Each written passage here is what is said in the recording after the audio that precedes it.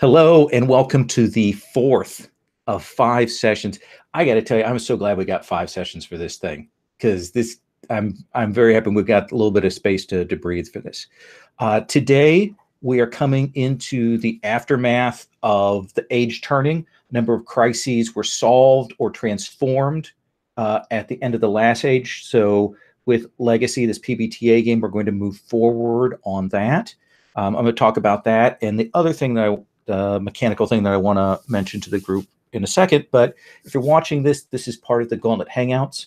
You can find out more about this online gaming community, which includes blog, it includes multiple podcasts, it includes the Gauntlet online gaming community, as well as a monthly zine supported by Patreon. You can find out more about that at gauntlet-rpg.com. So our players have all decided about how they're going to redo their characters. We're going to stop and look at those playbooks today and look at those choices. And I'm going to let them kind of roll into that. Essentially, I think what we'll have you do is all of the basic stuff like moves and stats and all of those kinds of things. Go through, I'll let you handle that. And then when we get to some of the other stuff, we'll stop on that. Other thing I want to mention is that once we're done with that, I want to talk about the wonders. Wonders are another feature of Legacy Life Among the Ruins. Basically, these are great projects. If you played Sid Meier's Alpha Centauri or any of the Civ games, you know there are wonders that can be built. There's a mechanic for that in this game, and they have a number of set wonders for Legacy. What they are things that can create big changes in the world, and they can also be kind of a competition about who wants to go for what. There was a particularly militant character in the last Legacy game who was aiming for total war throughout the campaign, which is one of the wonders. But those are things that take 5 resources. Essentially 5 surpluses. You spend those by getting them via treaty or in-game, and then once you've done that, then there's some rolls that are made. I mention this because one of the things we had from Patrick's roll from last time was that he has one thing towards one of the wonders, and we'll look at those. If you're curious about what those are when you have a chance, those wonders are actually in that playbook section that's in that folder that you have too. So let's very quickly stop through again. Patrick, you chose for your new playbook the Seeker? Yes. Okay, all right. So you're going to do the Seeker. And then Darren, you chose the Sentinel. The Sentinel. And then Walter, you chose so I have chosen the Firebrand. The Firebrand. Interesting. Okay. All right. And then Ari, I know you were kind of also a little bit torn. What are you thinking of? No longer torn. I'm going to go with the Hunter. Okay. All right.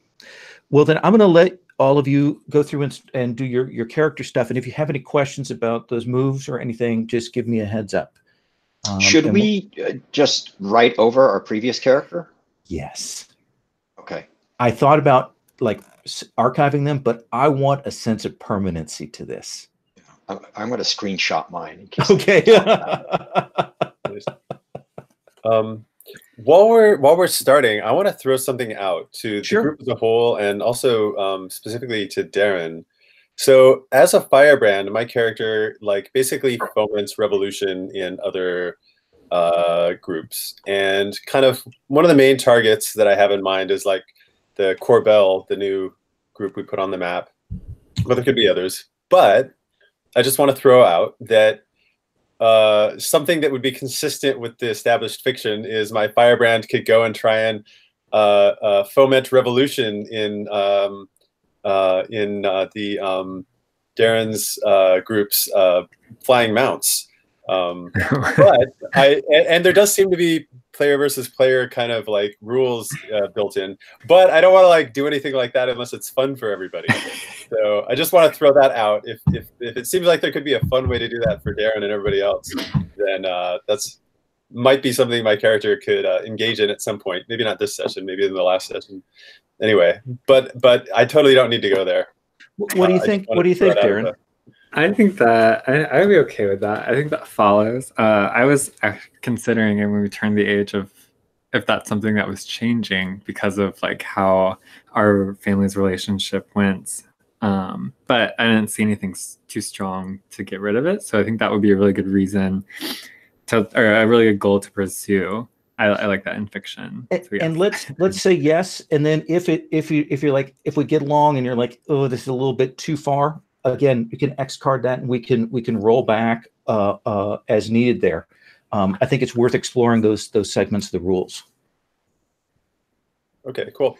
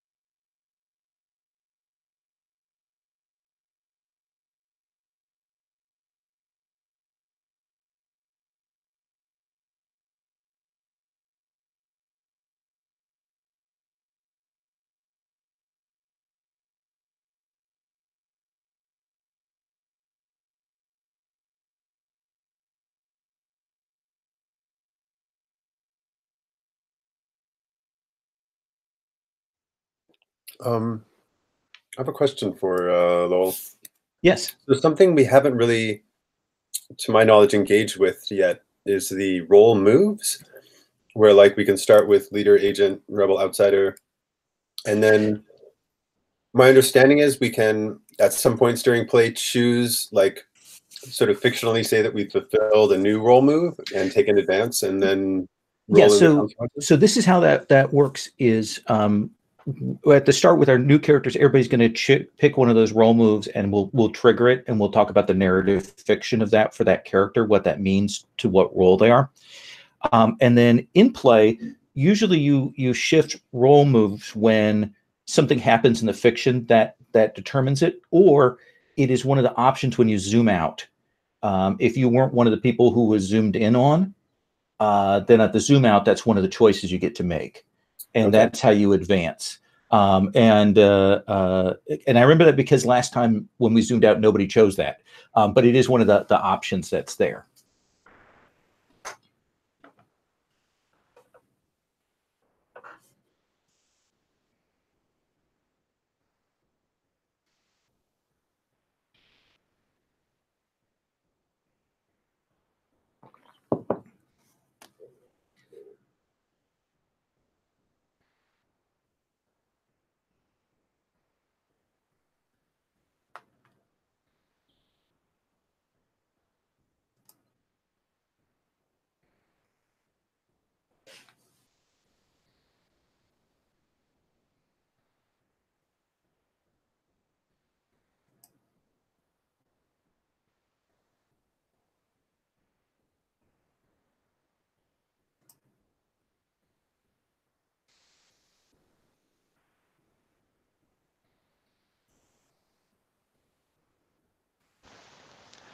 Lowell, Yeah.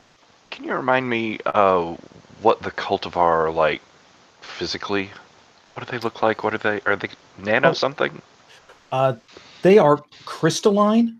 Remember, we kind of discussed there was maybe a bioframe or something in the center, almost like a skeleton, but that their skin and muscles and everything was made of a crystal that was semi-transparent. That's it. Crystar, if you know old comic books, but probably a little more inhuman than that. We said that they could also change their form a little bit too, manipulating that crystal. Cool. Thank you.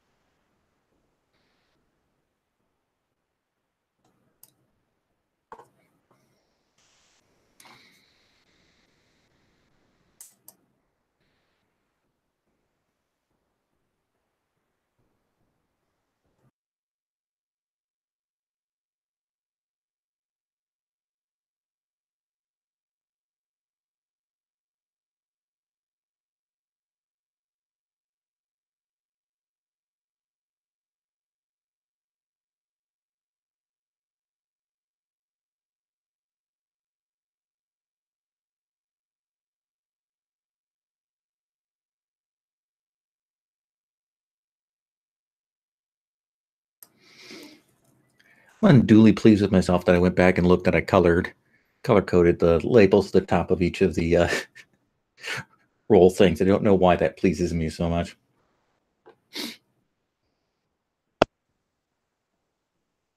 I was at work the other day and working on a Google sheet of all things for a project that I'm doing at work, and I by myself went on the internet, figured out a formula that I wanted to do, found how to do it, and got it to work, and then I danced in circles for 10 minutes. Yeah. I found out that you can name areas in Google Sheets as an object that can be called, which is a remarkable time saver for all of the VLOOKUP things that I work with. So I want to see some of that. Yeah, I got to figure out how exactly that works. I think that was Matthias who does all the Google Sheets, or is David Walker. One of them was mentioning that, because I think they know all the ins and outs. I'm going to give everybody just a couple more minutes, and you can, whatever you don't pick, don't figure out right away, you can figure out in play. So don't worry about that. And then we'll talk about introductions and backstory.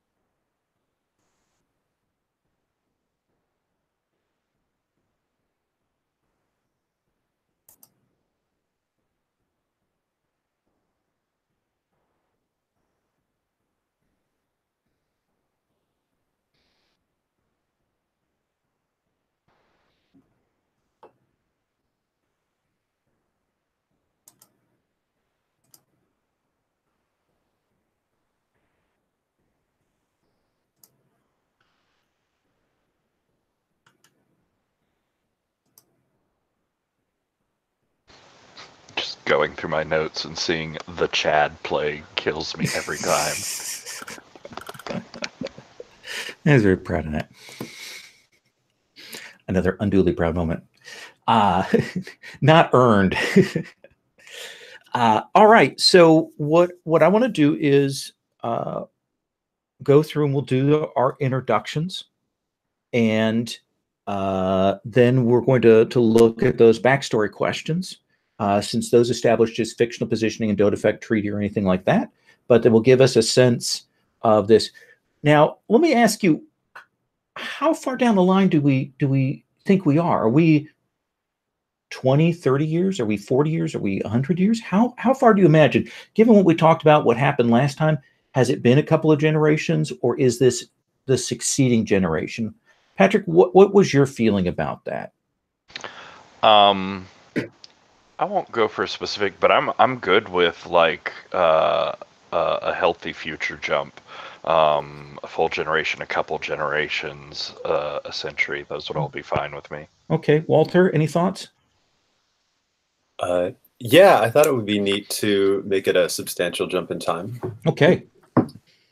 Darren, Ari, any sense on that? Do you want to, are you good with like us going down, say 60, 70 years? Something like that, a couple of generations? I was going to see at least a generation, so okay. More is fine. Yep. Darren, you good with that? Yeah, sounds good. Okay, so we are 73 years later. That's so specific. I know. Because we established such a specific time last time, so, Patrick of the Primogen, please tell us about your character. So I think in the intervening time, there have been some changes in the Primogen. Their structures become more sort of loose, more like New Age philosophy mixed with biochemical medicine. They got really influenced by that sort of witchy side of things. And I think with the whole, like, our visionary leader, his entire family got killed off like twice, and then he became a building. I think people in the Primogen have like moved away from the plant-based stuff. I think it's seen as like it's powerful, but there's a curse there. And so with the witches and their familiars, there's been a lot more of like animal biology influencing things. And so all of that is to say, I think my new character, Moda, is obviously a squirrel human hybrid descendant person. Okay. I'm for it. Yeah. I think in those generations, that sort of like move away from the plant-based stuff has also meant that the dream of actually moving all the way into Drazzle, finishing that sort of whole project, has faded into the background.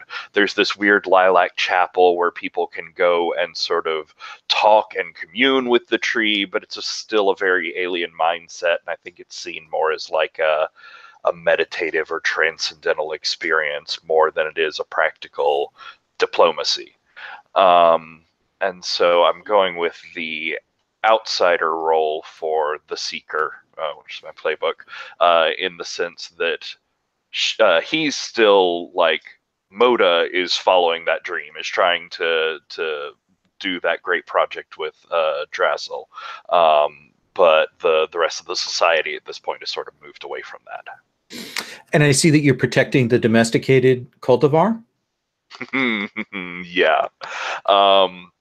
So with that outsider, Mark, when you become obsessed with repairing one of the structures in the wasteland, and say a group of wasteland residents that now protect you, and I think it's the Tivar, these cultivar that I managed to get away and experiment on, and I made a stable population of, which would have been in Hemlock's time. So I think instead of that like crystal and wire and metal construction, it's crystal with like plants and vines as that body structure to interconnect the crystal parts. They've become this hybrid naturalized creature. Oh, nice. Like how when plants and animals get trapped in amber kind of thing. Mm-hmm. Okay. That's excellent, and certainly gives us something to play from. And what did you take move-wise for Moda that we should know about? So I have Visionary Archaeologist, which is when you come upon the ruins of a structure in the world, I can ask questions about it, about the weird things I can make it do. And then Experimental Energy Projector. I haven't figured out quite what that looks like at the bioelectric squirrel attack, but I'll figure out something. But it's a fighty thing, so I guess I'll be fighting some things. So do you imagine that Moda is aggressive? I think Moda has had to be out in the wasteland a lot more than the other people have. Okay. I think here in Sapling, this city that's become less of a temporary holding structure and more of just a permanent city at this point. I think they have the T-VAR out there sort of like patrolling their borders. The killing fields are slowly creeping forwards, but that's like an old threat that's always been there. So I think they stay inside that area a lot. And Moda is someone who's had to survive out in the wilds of the wasteland. A little bit a person who's an outsider in part because they are more practical and active versus more mystical. Mm-hmm. Okay. Thank you. We're going to come back to you with your backstory questions. Walter, please tell us about your character. Yes, I am playing Vaju. Vaju is a firebrand, feminine, surly face, passionate eyes, graceful body. She is an agent, which I don't have what that means written on the sheet right here, but let me jump to that. Yeah, it's under your roles. So agent, when you infiltrate a group to bring it down, say someone who trusts you, and the GM says one who suspects. And I am, so just for a little more background, so she's going to be infiltrating the Corbel, the morphosyncretics sort of group that has formed, like a new threat opportunity on the map. So what's happened in the intervening few generations is the Vayu they've become very, very militaristic, very like they've got a real strong hold. They've sort of expanded a bit into like the Griffin nomads territory and taken, like incorporated the Griffin nomads. And there's also, though, for a lot of this success, they've has come at the change, the cost, some would say, of there being very autocratic ruler who has really taken charge. I should probably give him a name if he's such a big deal. And but in particular, this ruler is this ruler is like believes in unifying the Vayu against like outside enemies, right? So there's kind of this like propaganda among the Vayu now that like the whole world is against Vayu and bird-like creatures, and the Corbel in particular, they're on our doorsteps, and they're like believe in, like this morphosyncretic, like, oh, all forms should try and become more like each other, and we should all try and look kind of the same, kind of this like a variation on this like Chad thing where everything is already starting to look the same. They're kind of like embracing that, but not necessarily look like Chads. And the Vayu, their thought now is, all right, well, we want to infiltrate the Corbel, and we're afraid that they're trying to make everybody look less bird-like. So we want to infiltrate them and make them look more bird-like. We want them to become we want to turn everybody into birds. Okay, it's kind of our secret plot. And so that is what my agent Buju is up to, and she has taken Words of Revolution and Iconoclast moves. Words of Revolution: when you seek the counsel of the oppressed and disenfranchised, roll plus sway. On a hit, you learn 1, a secret weakness of the authorities, how to move through the area quickly and unseen, how the authorities maintain their control. And on a 10 plus, you are given access to a safe house you can use while you're in the area. Iconoclast move: when you find a dark secret of an authority figure and reveal it to the world, roll plus sway. On a 7 to 9, choose 1. On a 10, choose 2. The allies stop providing them support. Their followers plot revolution, or their enemies offer you aid. Okay. And also, it's not like, it's kind of a pseudo move. I have like a bonus. The Firebrand has a bonus with followers as well. I think they get like a followers get +1 quality. Okay. Yeah, there's some gear up bonuses that the different roles get. So yeah, awesome. That gives us a good sense. And it's Vaju. How are we pronouncing that? Yeah, Vuju. So Vuju? it's actually I tried to mash together the words for cuckoo, like a cuckoo bird, and, Okay. and the Vayu. Vuju. Okay. I like it. Let's come to Darren. Darren, tell us about your new character. So we have Pele, Bastion, Sentinel.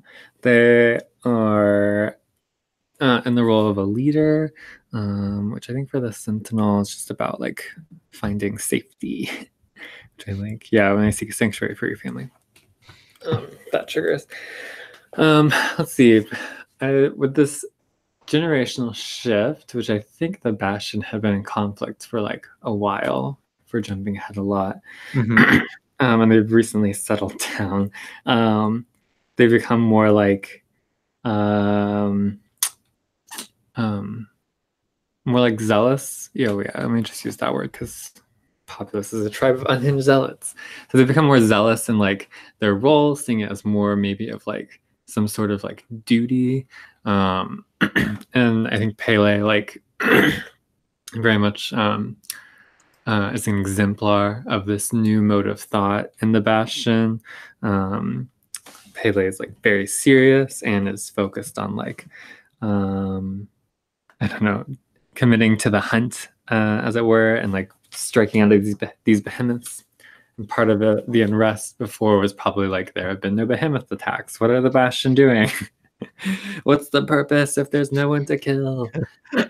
So yeah, I think they're just very much like, I think there's been I don't know, this some like shunning of society as they're like focused more inward and like on threats to the perceived and real or imagined threats to the world. Pele. Tell me about you took the leader as your role, and under the Sentinel, it means you choose a place of sanctuary, right? Yeah. Where is the place of sanctuary for your family? Okay, yeah. So the rest of the moves is where they'll be saved in the GM, so that's what's in their way. So I think I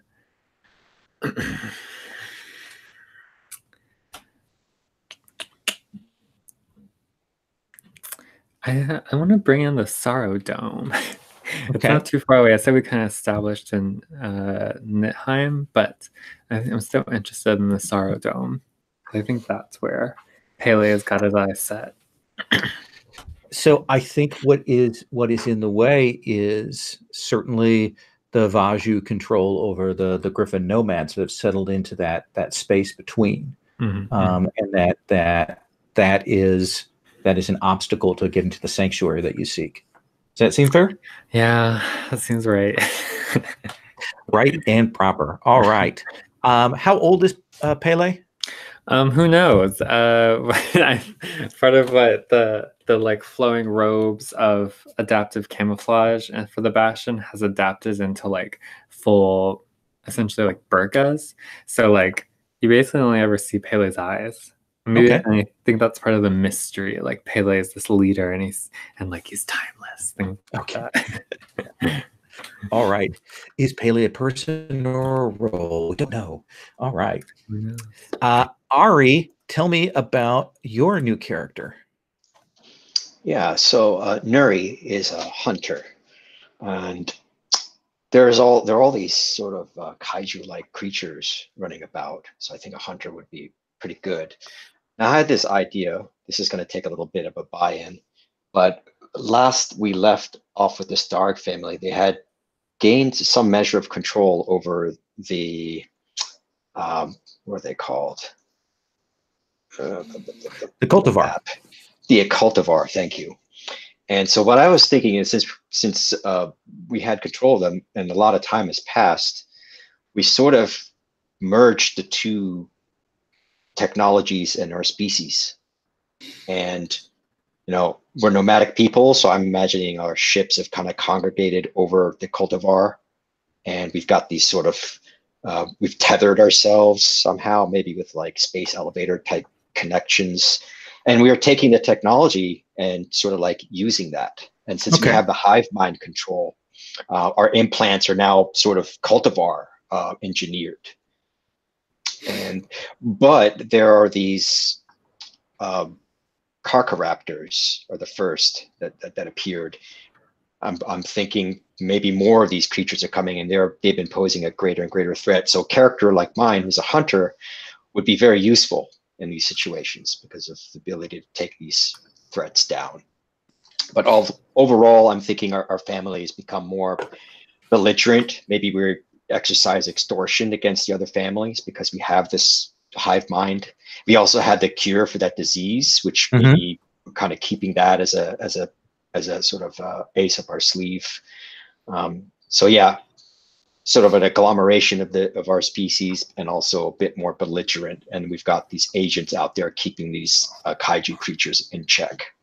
So, is that the thing you want to take for your hunter role as an agent? Is it that you've been able to stall the Carcharopters from coming in?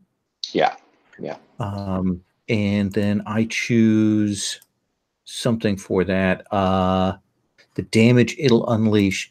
I think that the danger right now is that some of the technologies that you have to use to keep the Carcharaptor back require a greater independence to the cultivar portion, and that you're worried about a separation of the Starg and the cultivar. Like there's some tension about that this might break that control. Does that seem fair? Yes. Okay. Great. Awesome. Let's come back to Patrick. Patrick, you've got some backstory questions. That's true. Okay.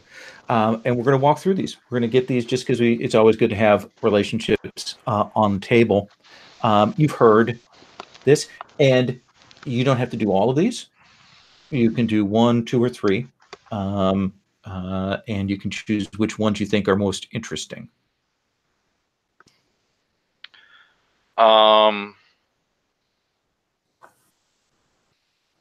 Let's see. I'm sorry. How do we say your character's name again, Walter? Right. Buju? Maybe I should change it if it's confusing. Or you can just do a pronunciation parenthetical or something. Okay. Sorry. Vuju. So I fear Vuju hates what they don't understand. I think I'm sort of afraid that Vuju might be falling down the path of like rebellion for rebellion's sake, of burning it all down just because it's there to be lit. That sounds good. Nice.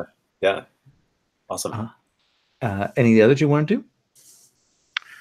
I want to hear some of the others first. Okay. We can walk around and we'll come back to you. And if you want to do another one, we'll let you do that. Walter, let's come to you. Again, you can do one or you can do more of those backstory questions. What do you think? Yeah. So let's see. So I think that one I would have would be I respect Mota's concern for others, because Mota definitely seems to be very thinking about certainly other animals and stuff, and Mota's like half squirrel, so I think I just imagine birds and squirrels get along better than most other animal mixes. No, except when it comes to the great feeder. Yeah. No, I like that because they're both working on a sort of like revolutionary mode, but Mota's constantly trying to like rein that in himself and convince himself that he's doing it like for his society's own good.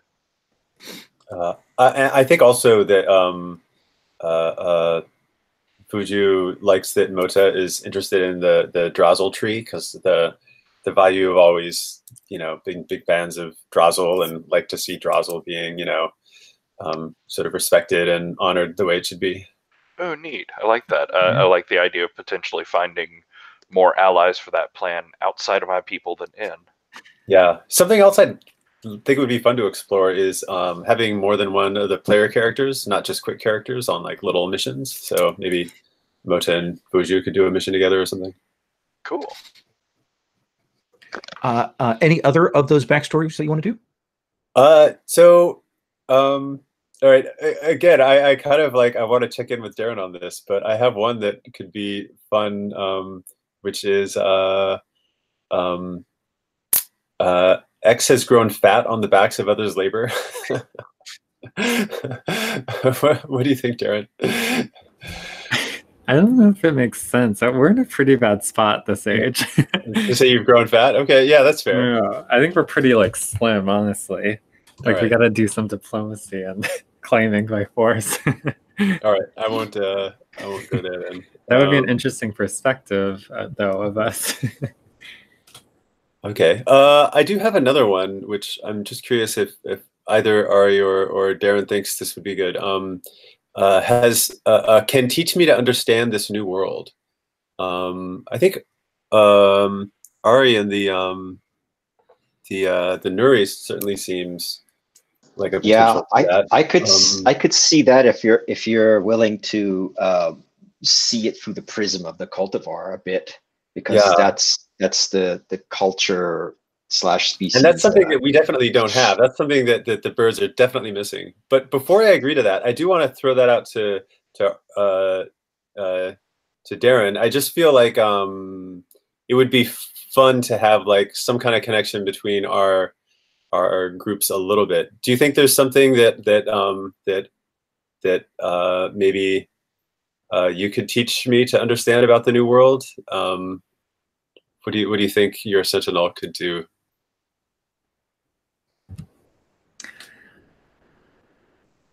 It's interesting. Yeah, I could see that. I'd be up for exploring it and play. I'm not sure, because I right now it seems like Bastion's very like they're going to be very insular, and I don't want to play that way, because then I don't want to like move my pieces on my own board, So I think that would be interesting, and I would be interested to find out like what that is, but I don't have anything off the top of my head right now. Okay, so that's something we can look at definitely in play. Mm-hmm. All right. Okay. So then I'll just go with Ari's character for that. I can learn something from them. Cool. Should we reset our treaty? No, because treaty is based on family stuff, and so treaty is going to maintain itself over. There's no mechanics for changing that up. I was worried about that myself, and then I realized that's just going to stay up because our families have remained the same. So these relationships we're doing now are purely for just creating bonds. They are purely fiction, but it gives us a good sense. Helps explore who our characters are. Darren, Pele, you can do one or more of those backstories. I think definitely I have one. Blank and I stood watch against the chaos. I am interested to see if Nuri feels that Pele and them stood watch against the chaos over the turning of the age. Yeah. Could you? I got the last part of that where I'm helping you watch over the chaos. I put it in past tense. So I'm picturing it as like over this generation, Pele and Nuri for some reason work together to stand against threats or perceived threats or like behemoth stuff. Yeah, I like it. I probably have a lot of knowledge from what I've extracted from the cultivar, and also from beating back the threat of that disease. So there's like a number of areas. And you might have had to go to the Bastion to learn about how to fight these raptors. Right. I'll baby the hands. And then I think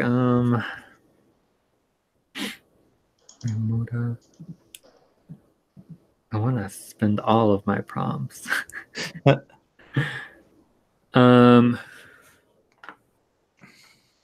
interesting. Well, how about this, Walter? One of my prompts is blank helped me get out of this. Helped me get out of a siege alive. So I wonder if maybe so I think there's a lot of natural antagonism between our families, which I'm okay with. But maybe maybe it was something like maybe something threatened the Griffin nomads and me at some point. And like I don't know if you all came to help the Griffin nomads and we Yeah, were I'm down with that. I mean, I like the idea of our families having like a complicated relationship, right? Mhm. Where we can you know, help but maybe have disagreements as well. Definitely. Do you think it's possible that the Corbell were causing trouble for you at some point? Maybe, or Yeah. maybe they were like stirring up the Griffin nomads. Yeah, that would be a good way to build that in with your goals too. Yeah, I like that. Okay, cool. Into it. And do you have any more, or are you set with that? I do have one more, and it's interesting. And I like it. Patrick, are you into Pele having sworn to protect Moda? Yeah, I'm into that. Not sure what against. Maybe Pele hasn't even communicated why to Moda.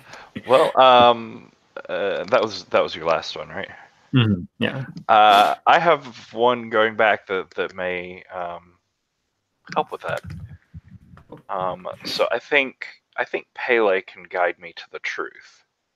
I think there's some thing I need to help with this Drazzle project, and I think it's probably in the like compound to Mother Archive area, which anyone who's not the Bastion that's gone in there has like lost a lot of their crew and died horribly. So the Bastion are the ones that need to lead me through there. So maybe we've worked out a thing where you've like agreed to protect me and take me.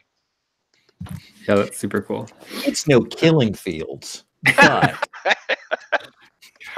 It's sort of dangerous. awesome. And then Ari, I was wondering if you'd be interested in, since you were like merging your people with the cultivar, and I have my like mutated subspecies, the Tivar there. If maybe your people got some help from the Primogen in like integrating your biology with them. Sure. Now you mentioned the Tivar have moved away from from a plant-like sort of biology. They're They're moving to not fully crystalline. They've got now plants integrated with them. Yeah. Yeah, that makes sense. That makes sense.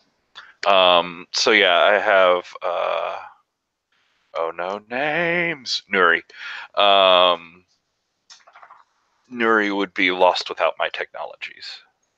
I would. So maybe in that process of like there was a debt incurred when you gave us the Chad plague cure. So maybe part of like paying that back was us helping you figure out these technologies to integrate yourself with the cultivar. Yeah, makes sense. Cool. Could if now's an appropriate moment, I'd like to just mention that there seems to be this theme all around of like integration of families, this like biological integration, right? Yeah.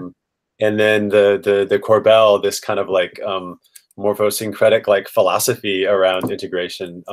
It seems like that's like a big theme at this age. Yeah, especially with the discovery of what caused the war in the first place and brought the downfall is people changing other people. Ooh, spooky. Ari, let's come to you. Yeah, cool. So I'm looking at these. I think this might actually apply to you, Moda, but anybody can jump on this. Blank has fought shoulder to shoulder with me. Or if I'm putting this up for Moda, I could also see, what is it? Blank once left me for dead. That could also be interesting. Oh, Yeah, I'm going to put those both to your character first, and then like open them both up to the table. I don't know. I'm sort of into this like semi-adversarial partnership thing. Hmm. Like a Yeah, buddy this cop. favor keeps passing hands. Yeah, we keep having to work together, but neither of us can do it without like showing the other how we're like getting one over on them. Hmm. So is it Left? That sounds like Left Me for Dead. Yeah. Oh, it's totally Left You for Dead. Sorry. Okay, that makes sense. Moda once Left Me for Dead. I mean, you looked really dead and heavy, so it's not my fault. Squirrel bones. And that was back when maybe that was back when you still owed me that favor. Made things a little more convenient. Yeah. How about somebody who has fought shoulder to shoulder with me? Would either Vaju or Pele be interested in that? I think it's a natural fit for our relationship. But I don't want to Bogart all the fighting with Nuri. Yeah. I'm down with that. So Pele, you're the one that fought shoulder to shoulder with me. Yeah, sure. I like that. All right. And why not have 3 relationships? Is your character smart enough to be worth keeping around? Oh yeah, I mean, she's all about political dissidence and fomenting like political change and revolution and stuff. She's very much an intellectual. She sits in cafes and drinks coffee and would quote Marx if he had been around in this world. Yeah, she wears a beret. Nice. Cool. All right. So we have a number of threats or potential threats that are on the table. We've got the Raptors, we've got the Killing Fields, we've got the Beyonders, which we haven't mentioned.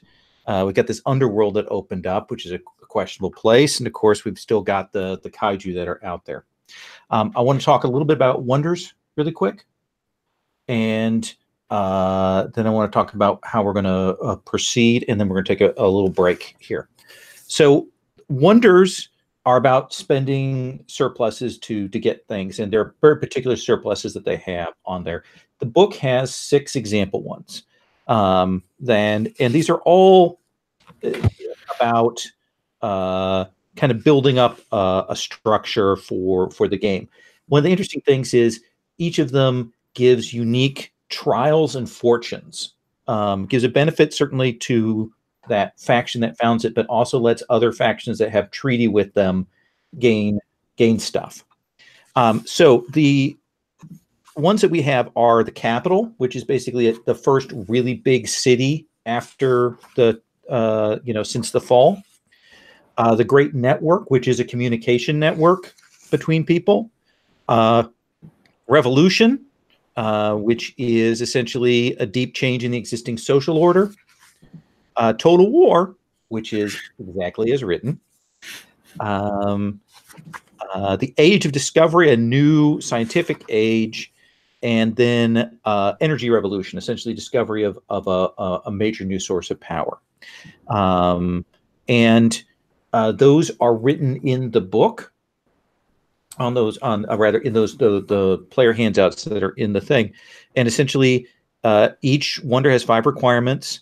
To mark off a requirement, either erase the indicated surplus or perform the appropriate action. And then when things are all set, then we can move to a roll on those wonders. So that's the basics of that. So Patrick, I'm going to put this in your hands for this because we had you get something towards one of those wonders. What appeals to you? I've felt like the capital's probably the closest to that, especially now with like at least one other race being interested in living in Drazel and seeing it as a city. If it can become stabilized and protected, maybe it would become like a beacon for people to start gathering around. Okay, and so the requirements for that are barter goods, prestige, progress, trade, and defenses. Which one of those do you already have? Trying to remember where I found that. It was out there in that nonsense with the Violacious and the Killing Fields. Wasn't that where that came from? Sense. Yeah, defenses. I think with the TFAR out there and the sort of knowledge about the Violacious threat, it's defenses. So you just need barter goods, prestige, progress, and trade. Is that all? That's all. There's 4 surpluses, and we've seen how problematic that can be. Don't forget that treaty calling in a debt allows you to get those resources, and of course, the various things that go along with that. Ooh, and 2 of those are my current needs, so those will need to be doubled. Yes, you need to work with other people. So what we're going to do is we're going to take a break here, and when we come back, I want to make sure that Darren and Walter get sort of first option on zoom ins, but I want us to do a round or 2 of family actions, especially because I want to start with Darren. We're going to start with the Kaiju Alert move, which is a move we didn't get on the table last time, and I think is really important to his faction. And we're going to start with that. So let's take about 7 minutes. This will be a first of probably 2 breaks, and we'll come back at 5 after. Okay?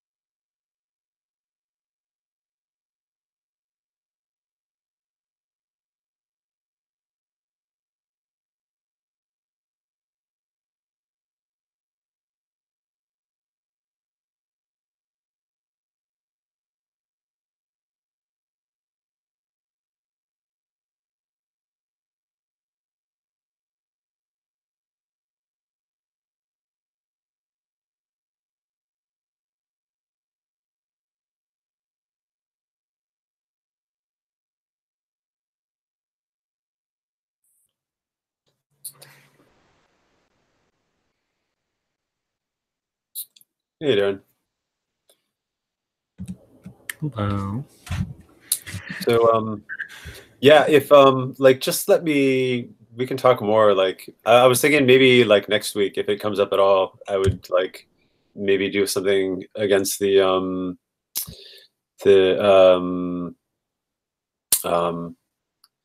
your faction, but only if it's something that you think would be like enjoyable to do, right?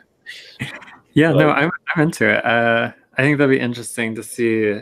I'm interested in seeing some of the PvP stuff, so I'm totally into it. Based on my experience with you in the Urban Shadows game, I don't think that Darren necessarily steers away from PvP. Yeah, we're gonna have conflict. I've been GMing so much, I rarely get to have player versus player conflict anymore. It's usually me antagonizing my players. Yes, Darren was the firebrand of the Urban Shadows game in many ways. So, oh, that was fun. So the age has changed. People have learned something about the world. The big things that are on the table I mentioned before, the Beyonders we hadn't discussed in this. A lot of the other stuff we hit on, but just to remind people some things that weren't directly addressed. The Beyonders are these people that came through the wall and have built this settlement on the wall on this side and have not really interacted yet with other people. We don't know what they're about yet. We know that the killing fields are still expanded, and there's some things up there. Shroomtown still exists, the Mushroom Collective, Mushroom Collectors Collective. The Underworld is a site of old technology that opened up. That's another feature that was added to the thing. And I think that those are the big ones. I think the old Bastion Watchtowers is essentially where the Bastion used to live at, right? Sorry. Yeah, since we were more dispersed, we kind of like hand waved that the Bastion had some like watchtowers or like lookout points, and that was lost. I think when the Griffin Nomads, right, were came through. Yeah. So let's start. We are going to kind of stay at the family level until and do some family moves, and then we'll see at which point we want to kind of, if we want to bring PCs together or we want to do other kinds of things. But I want to let everybody have at least one bite of the apple on the family moves, beginning with you, Darren. Bastion, let's see that move. Why don't you tell us about it? Kaiju threat alert. When we scout for signs of behemoth attack, pick a danger in the world as an omen for the incoming assault. Say how it threatens families of my choice, who then become alerted. You can spend treaty you have on one alerted group on any other. So, like, if I understand that right, if I alert all of you, I can basically use all your treaties against, like, I can spend your treaties as I want against whomever. Yes. Which makes quite a nice pool. So yeah, I'm into this. I think we've been scouting in our fervor, and there's so many options. Yeah, what is the omen of the incoming assault?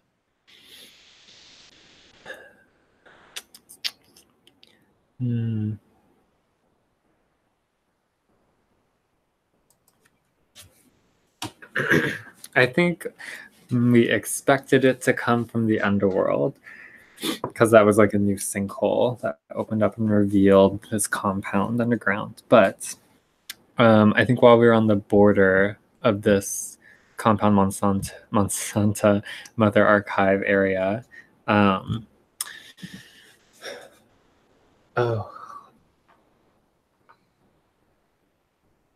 well, I like this idea, but maybe it's too broad, because maybe Monsanto was destroyed, like the building collapsed. Okay. A sign of something like massive moving. Okay. So Monsanto has fallen. People have gone where it was, and it is no longer there. Okay. And that is the sign of it. Well, we don't know the shape of this thing, but we know what it's done. So tell me, who is threatened by this? Yeah. Who do you alert? Yeah, that's interesting.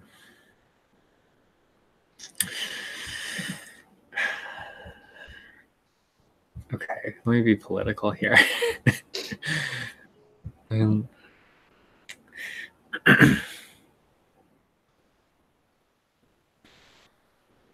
I think it. Oh man. I think it threatens.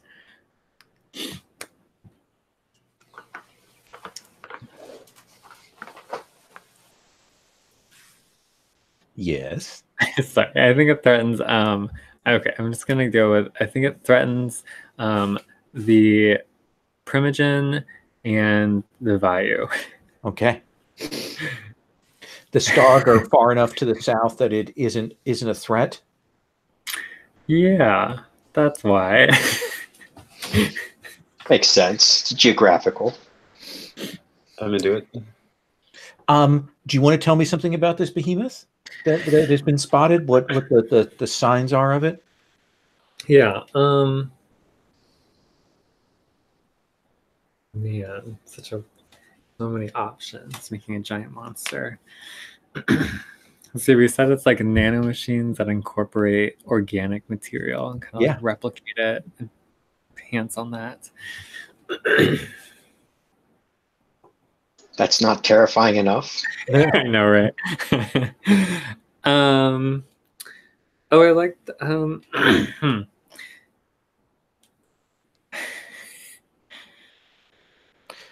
Do you mean to shape it and let you go, or do you have a thing you want to do? You know what we want to do? I was thinking of tying it into maybe like the little raptors. I think if those are kind of like a more pedestrian danger in this world, maybe I don't remember where the raptors came from. They're down in the south, though. We had the raptors up in the north that killed Hogan. Poor Hogan. Yeah, just give me a shape and let me So, run with it. What we know about these nano things is that they incorporate stuff that's out in the world. And so clearly they have things like these raptors have spread out. People didn't know why they were spreading out, why the behemoths were quiet for so long, but these raptors spread out. And we get this other raptor colony down the south that are related to this. And they came back with biological material. And so when this new behemoth explodes out from beneath Monsanto, it is a great purple and violet plant thing. It had clearly taken some of the fungi and materials from the killing fields and has integrated that into itself. And it is an enormous plant beast, like has not been seen before. The old studies, the old tomes on this don't refer to these kinds of beasts. And so if you're looking for a template and you're a Godzilla fan, please think of Biolante, which is my favorite of the Godzilla monsters. So there we go. So that thing, does that seem fair? Yes, that's very good. Okay. And so you get 6 hold, right? Yeah. Okay. Yeah. When I issued, yeah. And so when you act against the threat, spend 1 hold to roll for advantage. So tell me, what have your people done already to try and deal with this threat before it gets out of hand? Oh, that's interesting.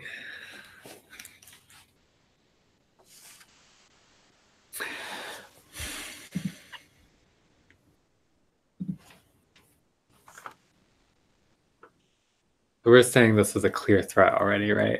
Oh, yeah. Okay. That's why you issued a kaiju threat alert.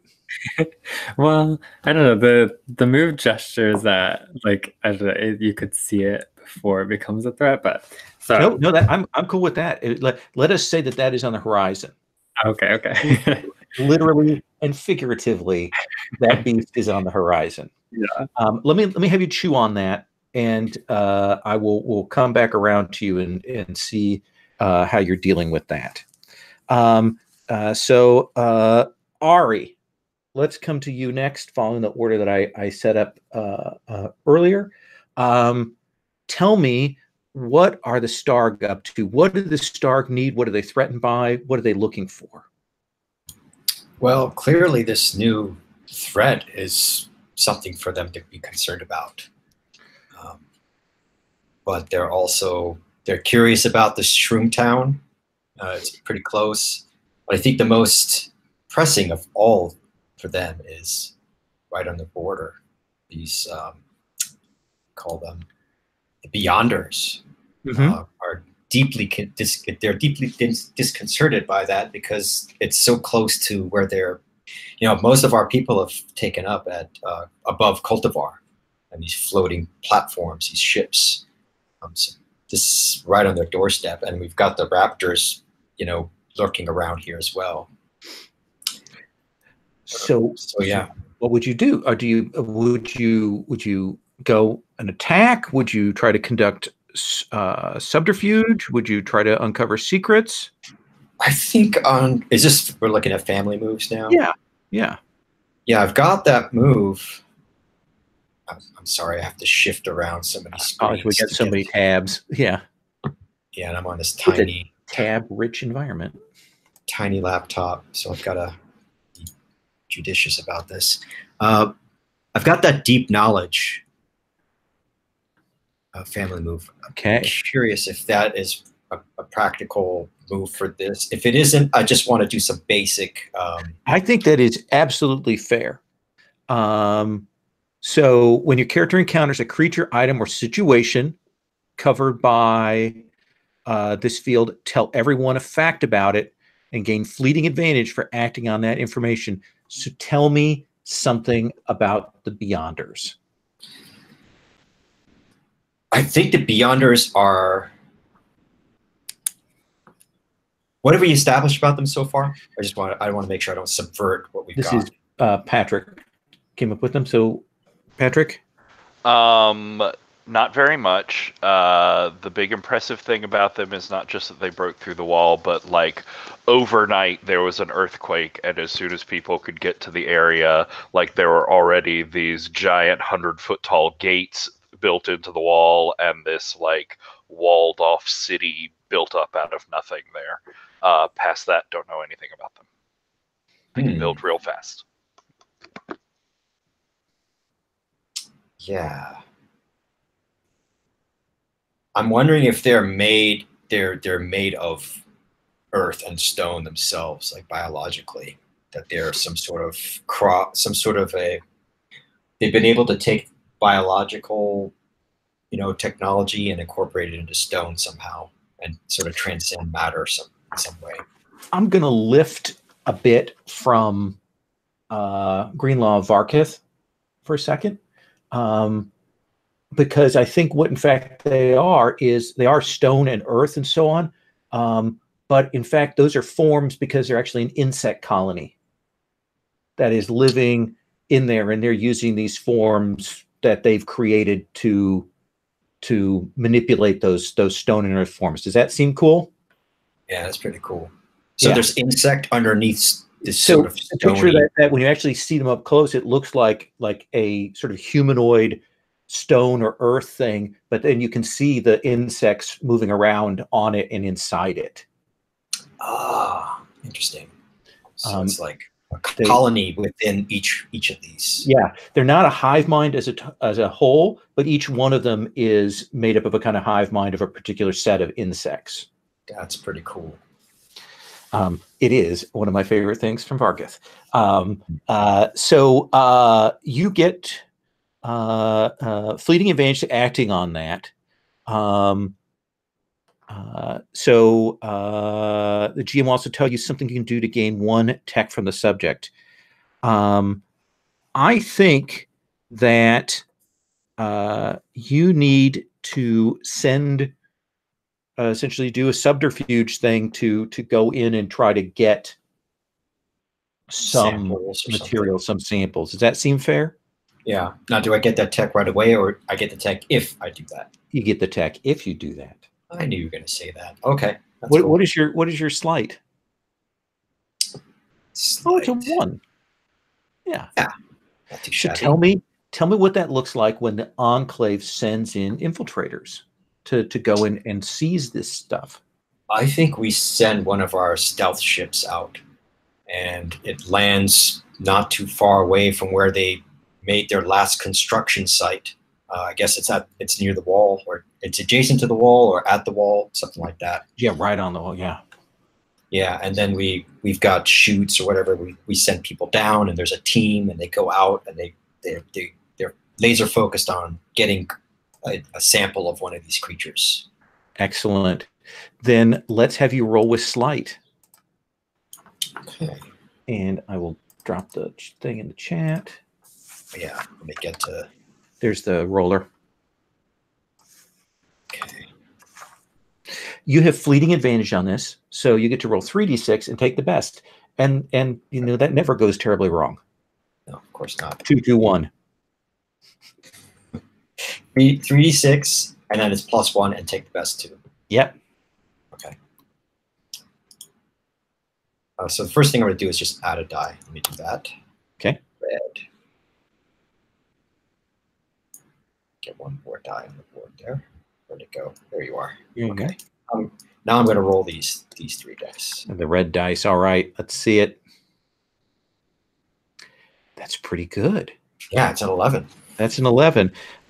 So you do this without leaving behind signs.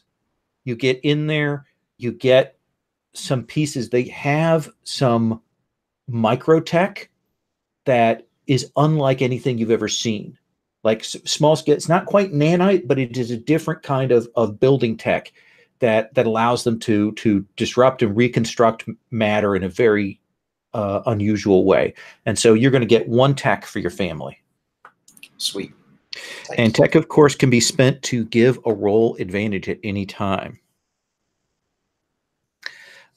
Let's swing around now that we've seen that side of these Beyonders. Let's come to you, Primogen. What are you up to? All right, so I have my culture move, which goes off at the beginning of Oh yeah, let's do that. Which I get to skip straight to the harvest. So it would, the only one I have again as surplus is land still. Okay. So that's going to be the same surplus of crops, but that's nice. It actually sticks around this time, and I might get recruits again at the end of the age. Okay. Which is cool. We seem to constantly be growing stuff. But I picked up last time the recycling move, which part of it is, in addition, your family can sacrifice surplus medicine crops or livestock to activate culture on one of the other 2 surpluses, which I sort of looked into the book, and basically I only have land to activate one of my culture moves, but I can spend that crops I just got to activate one of the other 2 that I don't qualify for. That seems good. Yeah. So I think I'm going to use that land, which I guess that's, or land or crops. Sorry. That's okay. Crops. So I'm going to spend that crops to activate the barter goods one, which will get me surplus livestock, weirdly, and a few exemplary examples of the bred animals. If they're used as mounts, add +1 free tag to them. So what do we see? What kind of mounts are you creating? I mean, these are obviously like quadrupedal rideable T-var. Okay. It can't go wrong to keep using that same subjugated enemy in different ways. Absolutely. So big crystalline sort of cat buses, or are they ridden, or what do you imagine? No, I think they're ridden more than like big multi-person containing things. Okay. But yeah, I think they're more like ox size than like horse size sort of thing. Okay. And yeah, that crystal and plant hybridization form. So this has been what your family's been working on is gathering these and getting these surpluses. There is that investment that you're doing. There's a sort of a constant flow in your life cycles to get these things and change them forward, right? Yeah, and this is actually using the culture move rather than getting it for free at the start. So I invest those crops, and after a few months, finally I'll have a stable population of those bred things. Excellent, excellent. Well, I'm going to move on from you over to the uplifted children. What are they up to now that they've heard this alert and there are other things on the table? Yeah. So okay. So we've heard the alert. So let's see.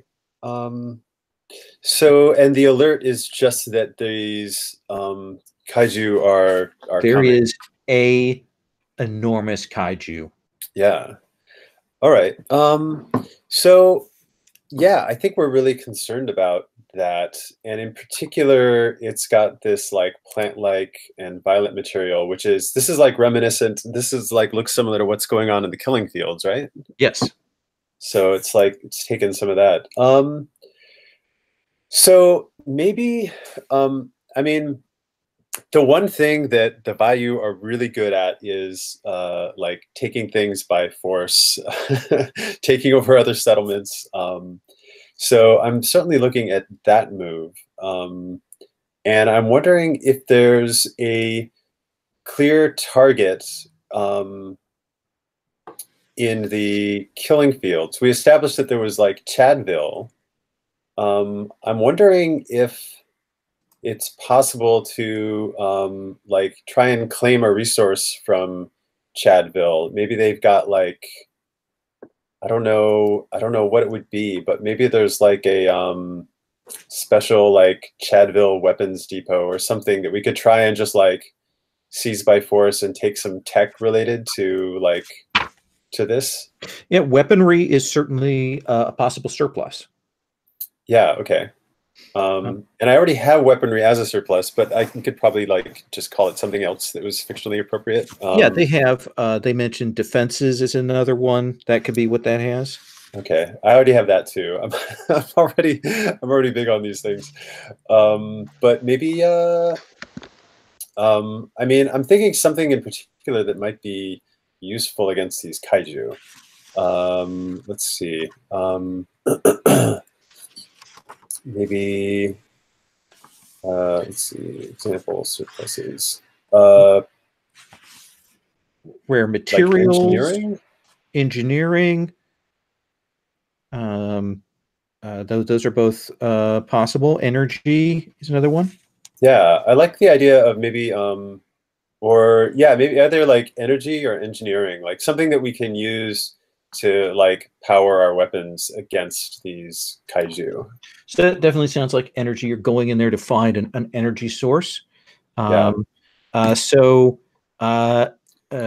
turn the kaiju into an energy source. Let's do claim by force. You're going into the killing field. It's not where the kaiju are from, but certainly the new kaiju has elements of it. So you're trying to find an energy source from in there. Yes. So let's have you roll with that move. And okay. Let me look here. Okay, let's see. I also have something that says when you're, so this might be a different move. I have something, I have a family move I took, You Are Weak, which I haven't had a chance to use yet. It says when your family takes over a settlement, the people of the settlement are sent away running, or your family takes the fruit of their labor, gain one of their surpluses. Is it possible that there's like Chadville or some outlying settlement around Chadville that I could use? No, I think settlement really is supposed to represent factional settlements. So like so mostly another PC, not any of the other threats. Well, yeah, I mean, but we've established that the Griffin Nomads and Okay. Corbel are both factions. Okay. There's also Valhalla, the forested area in the center. We've got a few places that have been. Well, that's me already. Oh, that's right. Valhalla. That's right. But okay, so Or this would be Sapling. Go take over Sapling. Steal stuff from there. Sapling. What was Sapling? Oh, that's the Primogen's homeland. Oh, okay. Okay. All right. I'm not ready to go PvP just yet. I'll go to the Seas by Force and the Killing Fields. All right. All right. So here I go. I'll go ahead and roll that. Okay. Let's see. So the 2 top orange die. All right. I got an 8 plus 3. That's an 11. So it's 11. On a hit, it is yours, but not without a cost. So you need to commit to securing it. There's a cost to your victory. You gain a need, or you hurt somebody and they take 2 treaty on you. All right. I'm gonna hurt somebody and let them take 2 treaty on me. Let me see here. I think who has the least. Let me look at your stuff. I think in this case, it's actually going to be the Primogen. Like, you go in and stir things up, right? Mm-hmm. You send it's your just a full-on assault, flying into there to strike into this, and horribly create, a reaction. The killing fields have been expanding for time, but suddenly this stab into it that you make sends out packs that will be attacking the surrounding areas, almost like an immune reaction to that. So when the Primogen find out what you've done, essentially they get 2 treaty on you that you now owe them. Okay.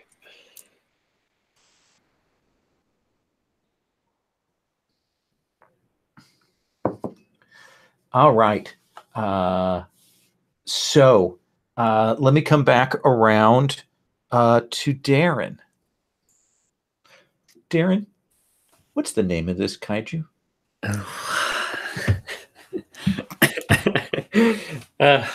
My greatest enemy is naming things. I know. Its name is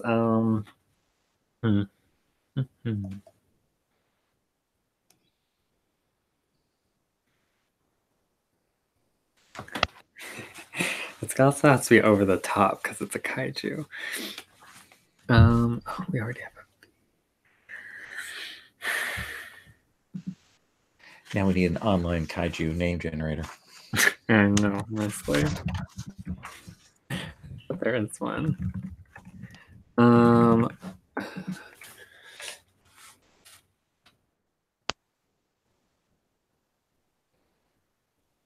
I wish I knew like funguses. There would be a real good fungus name. The only fungus I can think of is Aspergillus. I love it. Our new enemy is named Aspergillus. Aspergillus. Okay. Or probably more like Aspergilla. Aspergilla. Like what is your family doing now that Aspergilla is looming on the horizon? And now you see one of your allies is starting to poke the bee's nest. Well, first I forgot about my carry market doctrine, so I can make a resource that can be extracted from it or its environment at the risk of drawing its attention. And I think it's got to be medicine. I think because if I remember, the Starg retro engineered the medicine from that fungus, right? They took parts of that and parts of the cultivar to do that. Yeah. Okay. Well, we got pure fungus now. Okay. I think it can be made into a medicine. But what I'm gonna do. So yeah, I mean, if you want to go in and try and seize that from it, to clear that need. Yeah, I don't think I want to do that yet, though. I don't want to risk. I don't want its attention quite yet. Okay. So what are you doing? I'm going to send a delegation to Sapling. Okay. And make a formal request based on the old treaties for recruits. Ooh. So you are calling in a debt. Mm-hmm, mm-hmm. You are spending a treaty. And I assume that you are trying to take a surplus from them. Yeah, that makes it sound so like negative, though. I'm trying to save the world. I see. I think those are brand new recruits that I just got at the end of the last age. It's an incredibly hurtful move. So, but just think of the honor it would bring the Primogen. When they come in to call this debt, when this entourage from the Bastion arrives, and they say what they need to fight this thing, how does the Primogen respond? Do you talk about it like being made partially of the violacious, the killing field stuff? Yeah, I think we definitely like describe it to you. Full alert here. We tell you everything we know to sell you on this. Okay. So I could stalemate you here, but instead I'm gonna make it expensive. If you're willing to spend both your treaty on me, I'll spend one to make you spend that second, but I won't spend the second to stalemate it. Oh yeah, that's fine. Okay. Is that allowable within what we're doing here? I think it makes perfect sense. The number of chips that we have should be used for that kind of bargaining position. Okay. And so I'm not happy about giving them away, but it's the violacious, and it's something my people believe in. What are these? The Tivar that you send to them, or is it somebody else? Are the other people from your faction? And what are you specifically wanting to do with them? Are you wanting to set them up or take them somewhere? Yeah, they would be folded into like a unit or something. But would it be like a defensy thing, or like going out there and fighting it and hunting it? Yeah, fighting it, hunting it. Okay. Then yeah, I think it would be like attack killer Tivar sort of. They're not dangerous at all. It's fine. Just let them drink blood with their crystal mouths. That sounds completely fine. In that case, then Patrick, you erase the recruit surplus, and Darren, you may add that to your surplus.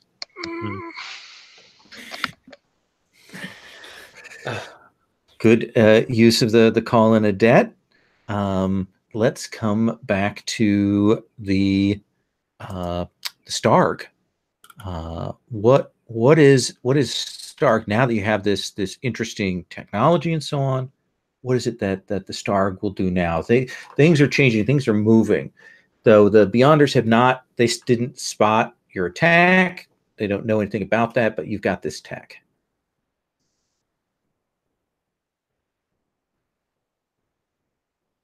Yeah. I wonder if we can make. This is still family moves, right? Yeah, I mean, for the moment, until we think we need to zoom down. I wonder if there's a way I can make contact with them. I think. Let's see here. Diplomacy. Although I'm not sure. It says you call on your family allies. I think you'd first have to uncover secrets to do that. Mm-hmm. Do you have any data to spend? Oh, let's see. I think I did. Oh, I did. Yeah, I have one. I have one data. Do you want to spend a data to uncover secrets? Sure. Okay. And it's and I think I corrected that in the family moves. So you roll with data spent, and you get to ask a question. Okay. So I just roll +1 basically. Okay. That die out of the way. Roll these 2 here. Oops. I moved that 2 out of the way, so it's a 9. A 9. So on a 9, you get to do that now. Don't, by the way, don't forget the lend aid move is a way to get bonuses to that kind of thing. So is it that you send people out to greet them? How do you think you open up that diplomatic ties? I think I take a cultivar translator with me because they're able to integrate. So somehow they're able to take the speech or take the language and then like figure out what it means and then spit it back out to us. And we're kind of connected to them to begin with. So excellent. So what do you want as your question? Do you want, how do I get a surplus? How do I remove a need? What's the truth behind? Or how can we make best use of? How can we make best use of an alliance between our people? Is that stretching that a little too far? No, I think let's roll with that. So it will take a while. I imagine that we see that it takes a while to get communication set up, but eventually they will kind of communicate with you. And they will tell you that they live in the wall, that the wall is their hive. Okay. That Hope's Edge, there are multiples of them, but they live throughout that. And they will tell you that pressures from the outside, though they won't speak of what's beyond, have forced them to begin to look to understand what is here. And they are surprised that you can understand them. You have the sense they didn't clearly think that anybody here, anything out here, had any kind of consciousness, any kind of higher intelligence, and that seems to shock them. That they believed that they were the only sort of intelligent creatures, at least at this level. And that clearly does send a ripple through them, like that changes some of their worldview. But they will ask for you to kind of define what the regions are, so that they know what the limits are. They're very big on rules and instructions and procedures. I tell them that they're welcome to dwell in the wall, but if they want to expand further than the wall, then they're going to have to help me with a problem, potential problem that's similarly pushing us the same way as whatever it is as pushing them, which is this kaiju creature. If they want to expand, they have to help us with that. How are you presenting yourself? Are you presenting yourself as but one of a number of factions that are out here, or are you saying we're in charge out here? I think I'm presenting myself as we're in charge because we've got the cultivar, right? The cultivar is like becoming more and more as a single species. Okay. So, yeah, absolutely. And I'm sure there's no secret communications going on between them and the cultivar, your subject race. Of course not. Of course. We'll leave that for GMU later. So yeah, they will, if you delineate some things, they will consider that. And they will definitely agree to interact with you and not press forward. They're not going to become a threat to you for the moment. Does that seem fair? Yeah, cool. Patrick, let's come back to you. So I started this age so happy, and my mood is just plummeted. It's very depressing. Well, who do you have treaty on? Still a lot of time left. I have quite a lot of treaty on the Vayu, And they who have. seem to be blessed with an indeterminate amount of way too many surpluses. Do you want to call in a debt from them? I would like. Is that 9 surpluses or 7? What's I think it's 7, but I also have 4 needs, so it's I got plenty of needs as well. what's the like safety and recruit? And they're also morale, and some of them are prestige? tied together. Yeah. So if I lose safety, then I gain the need recruits. Recruits isn't actually a surplus. Oh, And morale and prestige are tied together. So if I lose one of those, I lose them both. so that puts you at 8 surpluses. Well, I don't think so. The 1, 2, recruits, 3, the 4, recruits 5, isn't 6, a 7. surplus. No, but morale and prestige are. Yeah. Okay. Oh, okay. I miscounted. Yeah, I guess I do have 8. 5, 6, 7, 8. Oh. Although it's more fragile than it looks, but yes. And I have to pause here for a move we haven't encountered yet called Flush with Resources. Let's see. Mood hits +4. Okay. Erase Oh, the I have surplus to use and this pick one. one. Yeah. Okay. Yeah. So I think it certainly makes sense for me to get rid of one of these ones that's tied together here. I think I'm going to go with I'm going to erase prestige. Okay. And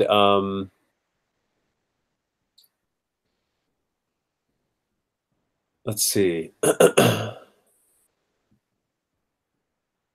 And then I think I will go with sell off the excess surplus for 1 tech, which I can use to roll with advantage Yeah, at some point. that makes sense. Yeah, so I will, let's see, although the others I can roll with advantage till the end of the age, right? With one thing. Yeah, maybe I think I'll take my prestige and I will use it to, because it's like we're so ascendant, to finance a network of informants all over the place. So I can roll slight with advantage till the end of this age. Okay. So go ahead and erase prestige. You essentially sell yourself out. And use that to get these networks and informants and get that slight advantage. Okay. So now let's return to where we were. Oh, Primogen, the Vayu owe you so much. So much. And I think I think what my little like rebellion living out in the wasteland isn't getting right is the like entrenched political structures that are back at home. So I really need your help with some leadership. So yeah, I'd try calling in a treaty on that. Interesting. All right. I mean,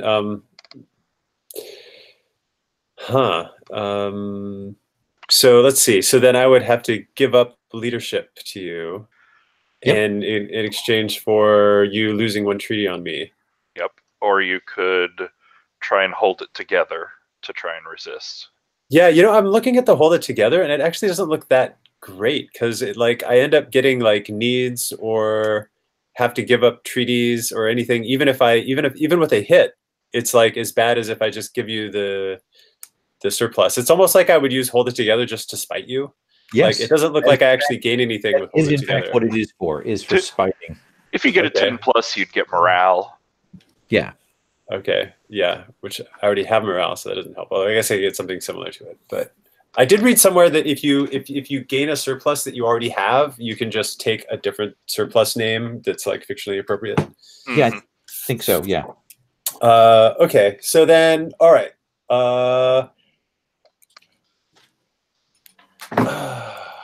All right. So I suppose I can't really like ask for anything in return because that's just what the treaty is, right? I'm like giving you this and you're giving up this like treaty, this claim you have on me. You already asked for a lot.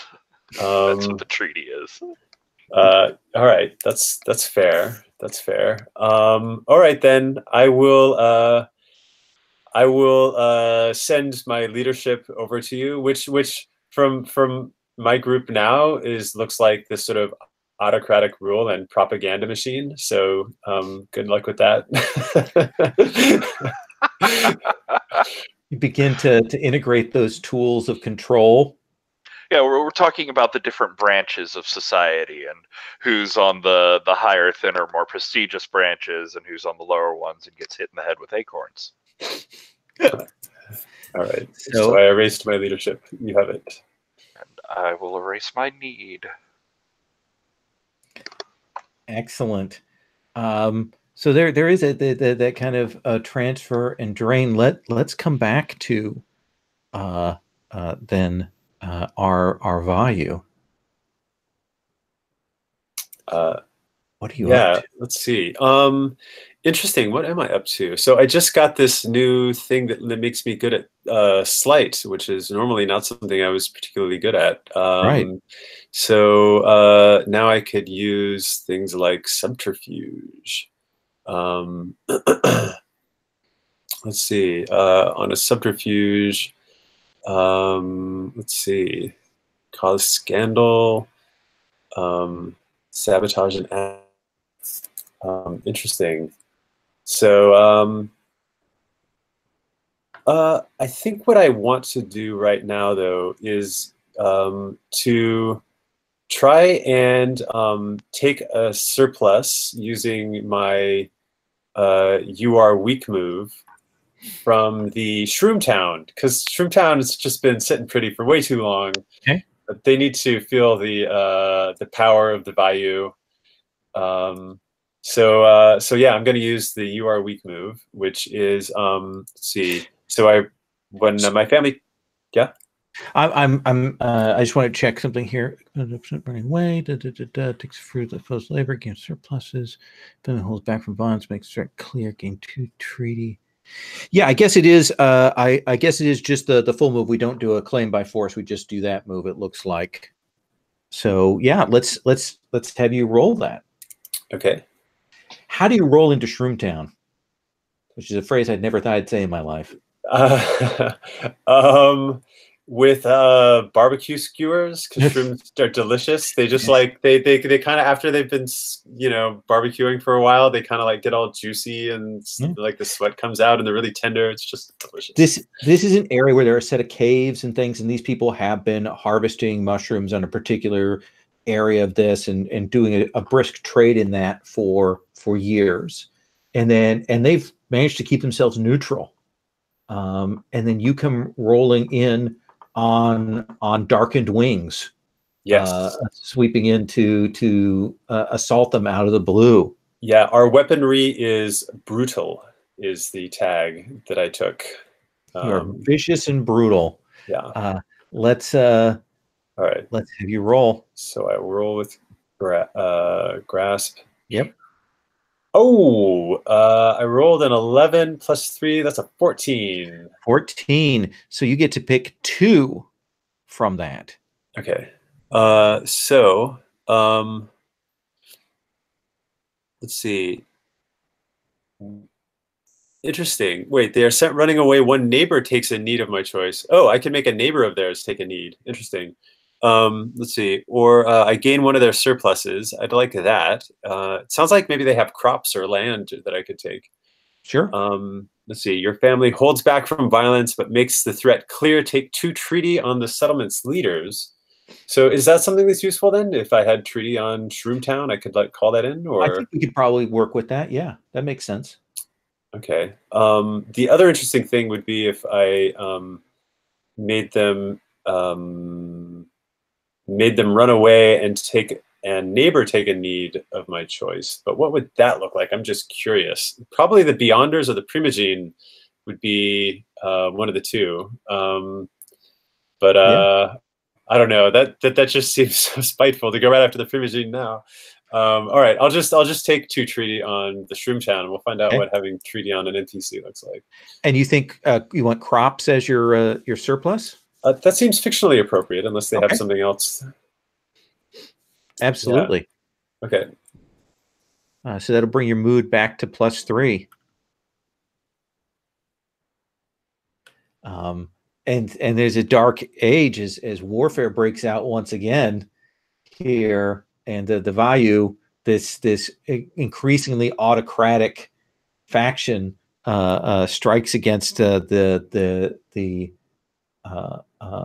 Shroomtown, who has been a neutral force in many of these we look at it slightly differently. We're showing do. these primitive shroom related people you know, that we're bringing them the glory that is Vayu supremacy, and by bringing them under our wings, our glory is like kind of, you know, like enshrouds them as well. So it's good for them. Darren, so with the rise of colonialism in the land, what are you up to? Unfortunately, we must also treaty with the Vayu because their weapons could be of use against a looming threat who I would love to remind them of when we go and see them. So tell me what a Bastion group looks like going to call in a debt. I think it's so we still have the government is still council who communicate with the dead, or what are the words? Council of Dead, Channel for Guidance. There we go. So I think the delegate is one of these is one of these counselors. So it's like a very prestigious position. They go and they inform the other factions, whoever they're meeting with, what the dead want. Let me ask you this, because I'm very curious about this now. When you channel the dead, is that like, I mean, a kind of a soothsayer thing, or do we see you do you generate ectoplasm and actually call the spirits of the dead, or is there some device? What do you imagine that looks like?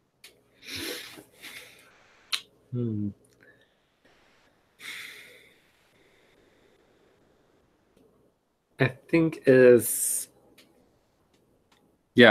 some soothsaying thing. I think there's these arcane implements that are used, and it probably seems very strange watching a counselor work, or a channeler. And you come to the Vayu, and Vayu, they come to you and they say, we need weaponry to fight this kaiju. There's a greater threat than your petty squabbles.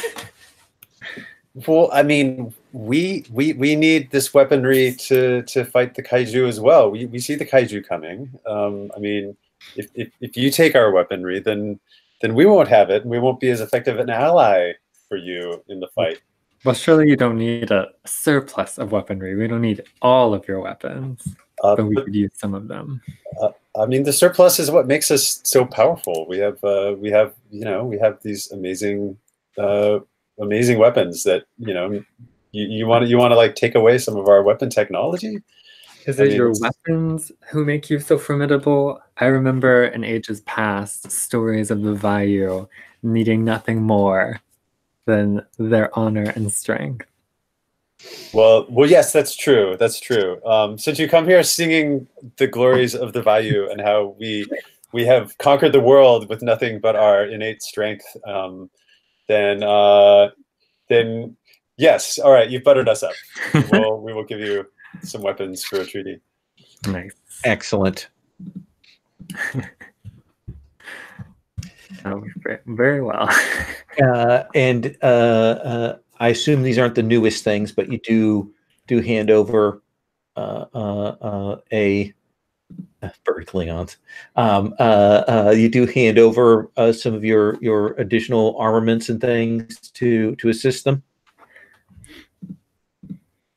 Yes, we give over weaponry we've been developing. We with the energy that we took from the that we took from the killing fields. We're kind of developing some like new like weird weapon technology that we're kind of keeping close secret. But we had this like just these like brutal like area kind of effect weapons that could just like decimate stuff. But that's like old. That's like that technology is like 73 years old. You can Yeah, absolutely, absolutely. Yeah. We've gotten to these weirding modules now, so we're all good. All right. So you will get a hold of that. I assume that Aspergilla is moving throughout the wastelands there. We've seen it ticking away. But that brings us back to the Starg. Starg have a rather grotesque suggestion. Let me know if this is okay with everyone. My idea is to cross the cultivar and the I wish I could remember all these names. The Carcaraptors into a cultiraptor. It's basically a centaur that is the raptor for the base and the cultivar for the upper body to use as a defense against the super kaiju. The Bayou would like to go on record as supporting you in making more bird-like creatures. The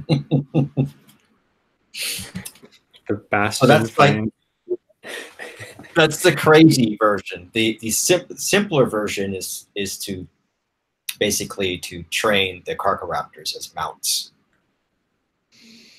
Well, yeah, Either but way. when you say train them, you mean not hybridize them with other more deadly species, and I don't understand what you're saying there. I think the Bayou would prefer that you didn't call them mounts, but that you refer to them as like commanders and that had, you know, sentient weapons riding their backs. Oh yeah, sure. Mounted, you know, like backpacks. Yeah, that would be the preferred vocabulary. Could tweak the language a bit there, sure. So yeah, I was thinking to like the simpler version could be used as possibly a resource as defense, and then maybe just do like claim by force on the raptors. Rather than the weird science that you were leaning The weird into? science, yeah, the weird science is cool. If everyone's down with that, I could do a literally weird science move. Make that one happen. It's up to you. Which would you try? What do you feel like? Let's do the simpler one Okay. for now, because that way I could get the resource. All right. When you direct your family to seize or maintain control of a resource, roll grasp. Essentially, you are hunting down packs of these Carcaraptors to bring in as mounts to increase your defenses or increase safety. That seems right. Yeah. Okay. Then let's have you roll with grasp. Okay. Grasp is what is it? Oh, I have 0 grasp, so just 2d6, right? Yeah. Let's see what I get. Oof, not good. 5.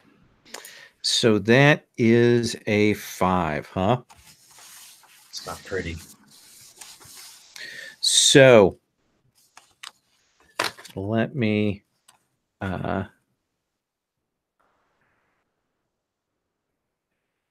it was your understanding that the Carcaraptors were not, I mean, they were raptors. They moved around. They had very primitive intelligences. It wasn't until you really went after them in depth that you realized how adaptive they were.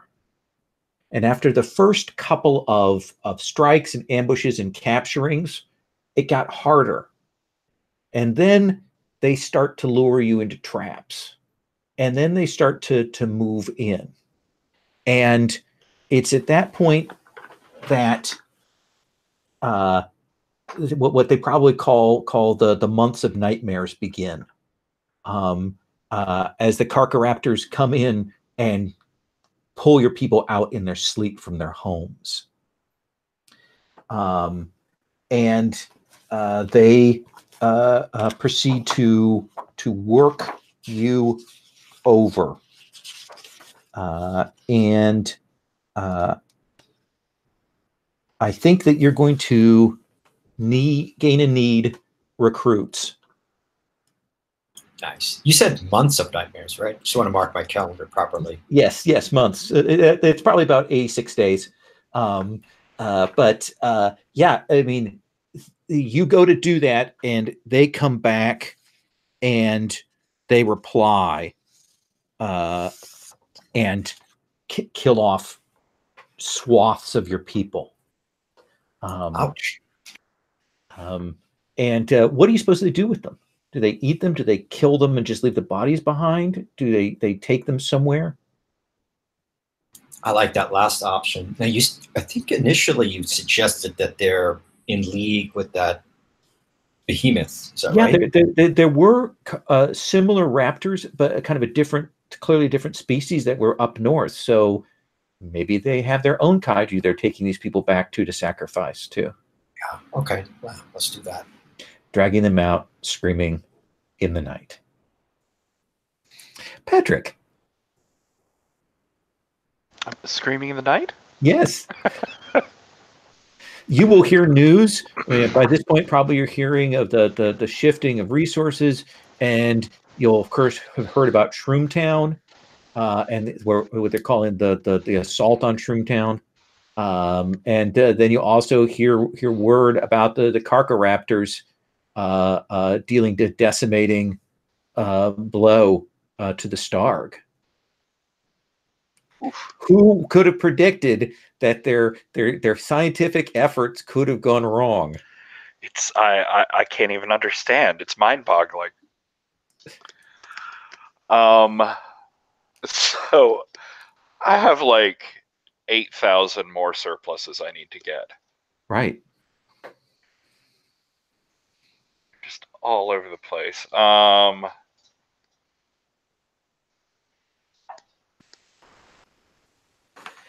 What do you think is the first step in doing that? One of the things you could look at is getting yourself some data, because data is useful for uncovering secrets. Yeah. Let's look at that. It is interesting because we got a lot of resources. It's easy to forget about the things that people can do. How do I get data? Let's see. I have to find that page in here. Why don't I keep that page marked? That'd be very smart. Oh, yeah, there's a bookmark thing in this book. Duh. That was the Kickstarter level to get that bookmark, and I just forget about it. What page is that on? 35, I think. No, 31. Somewhere in there. Yes. No, dang it.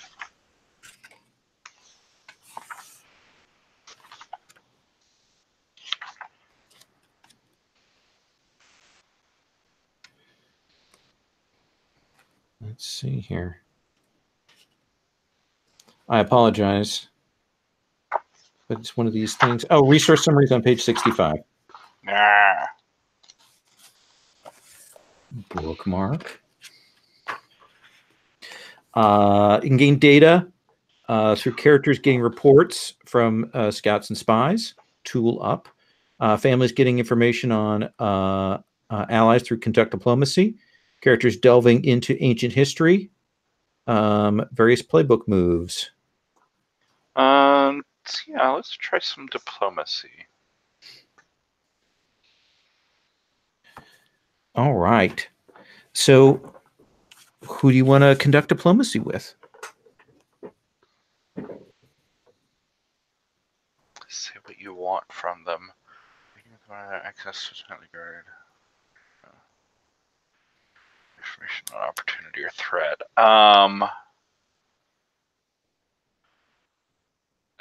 So yeah, I think now's maybe the inopportune time that I come to Pele and the Bastion and say all right, now's the time for us to take that trip into Monsanta. You got nothing else going on right now, right? Monsanta has been destroyed. Oh yeah, but in the ruins, in the general, I just need some progress. We just need to go in there, collect some very heavy and delicate equipment, and transport it out without any problems. Well, there's a very large problem already. Well, let's have you roll reach when you go to ask them for that access. All right. I have a terrible reach. Nice. Do that tech thing at any time, right? Yep. I want to do one of them because I got lots of tech. Okay, then spend it to give yourself advantage. All right. Don't worry, we have the latest in protective technologies and horrible killing nanocyborgs.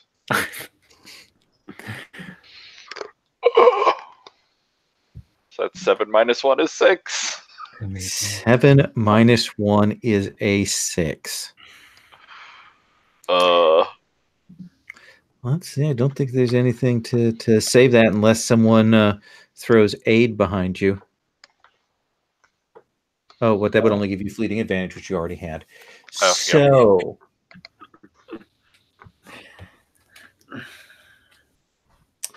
let's look at what goes wrong here. So the squirrel comes to you with hopes and dreams, none of the backing of his people, and some deadly cyber dinos behind him. What could go wrong? This is for conduct diplomacy, right? Yeah.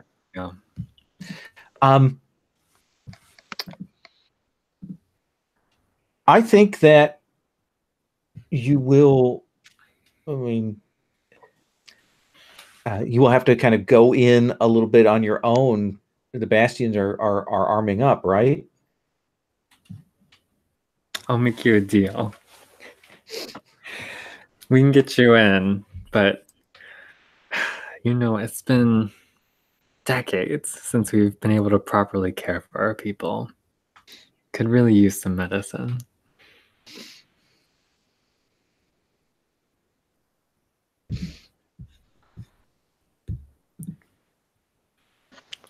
I'll even tell you a secret if you do.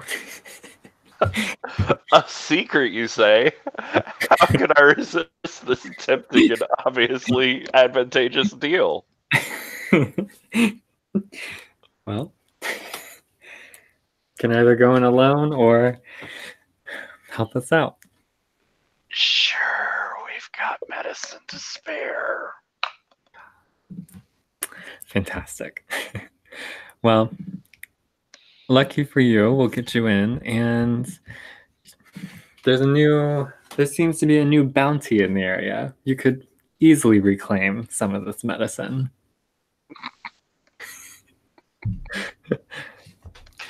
And thanks, buddy. And here's my hard move.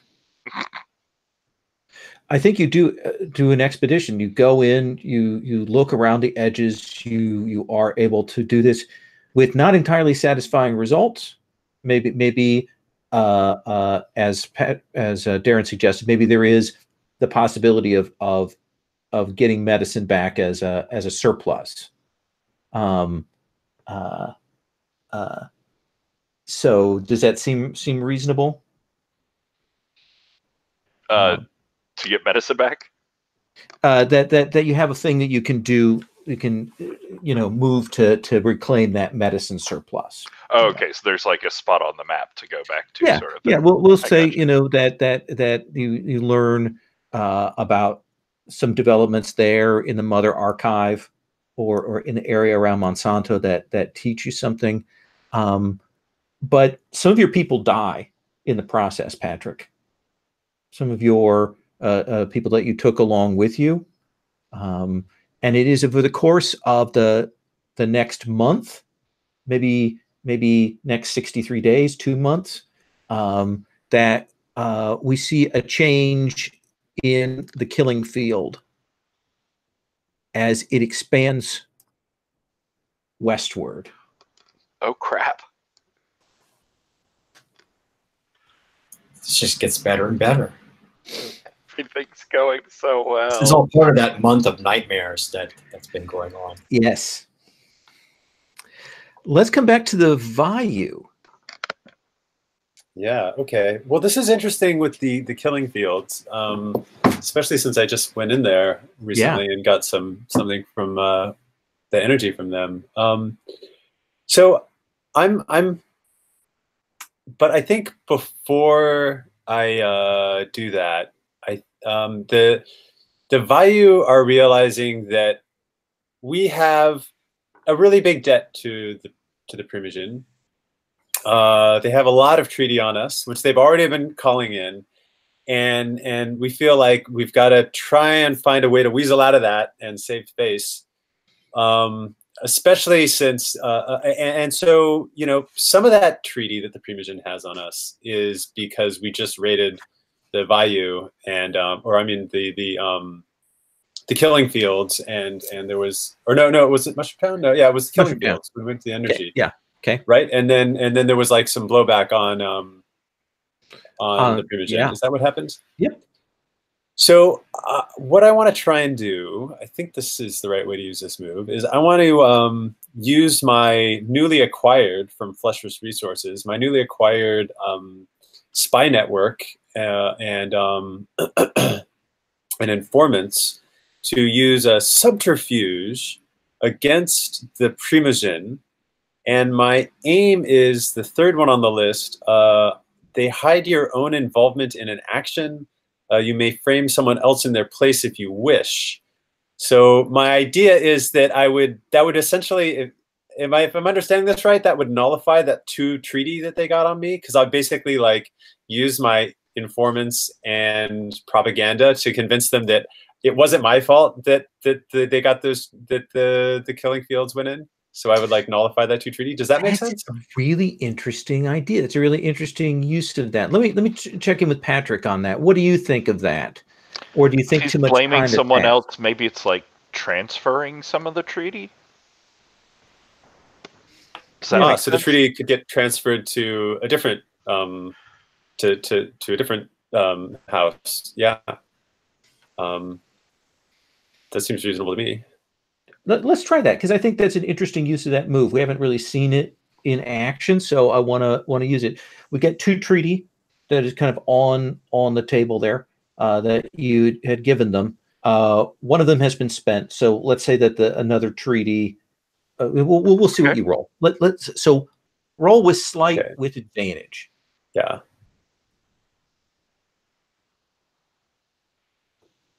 All right. Oh well, I got an 11 with advantage.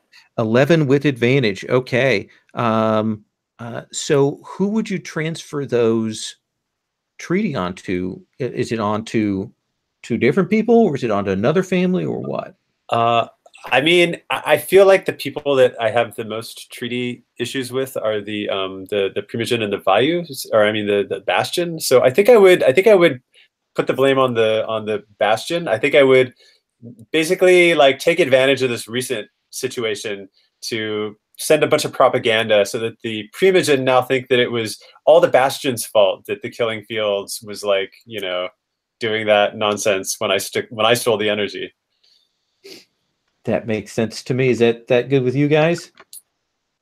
All right. So the Primogen lose 2 treaty on me and gain it on Bastion.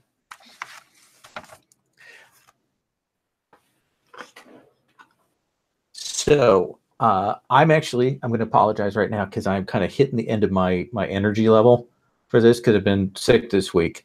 And I think I do want to stop here. And because we've got this situation set up, I want to, next time, I want Darren to think about, I want you to figure out a zoom in, and we're going to start with the zoom in with you. And then we'll figure out whatever else rolls in from that. Does that seem fair?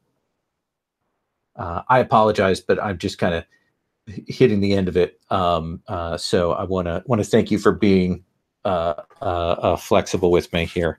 And there's no end of session moves. Weird. It's so weird. But yeah, we will come back into that. I think we've got some stuff on the table, and maybe we will see Aspergilla next time out on the table. So I am going to stop the broadcast there.